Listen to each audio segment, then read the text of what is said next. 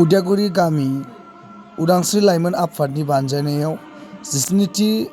रंजालि बैसागु फोरबो बरायनाय हाबाफारिजों लोगोसे गेलेमु गेलेनाय बादायलायनाय हाबाफारिखौ दिनै बेखेवनानै होबाय। बोसोरफ्रोमनि बायदिनो देग्लायबो जों रंजालि बैसागु फोरबोखौ गाजा गोमजायै बरायनानै गोसो खुसियै खुंफुंनो थि खालामनाय जादों।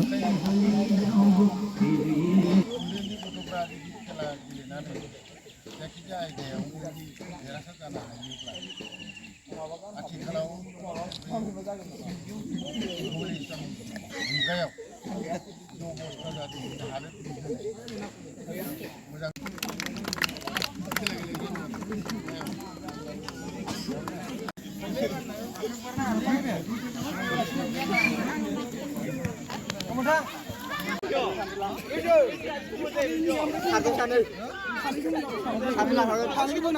जोंखौ खेबनाङाहाय माबानिया रोगागासिनो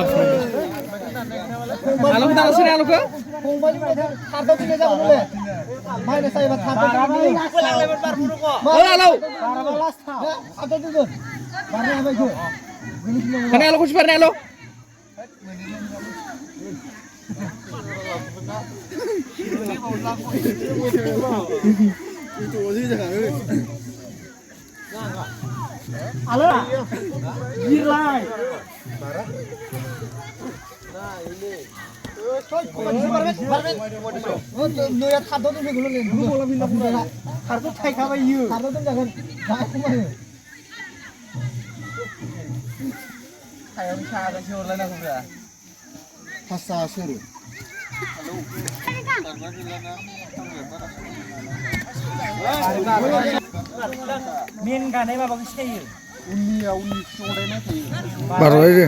दाबो रंयो मेन माबाथाय खिथौ दसबो नांना खिथौ नांनो हाया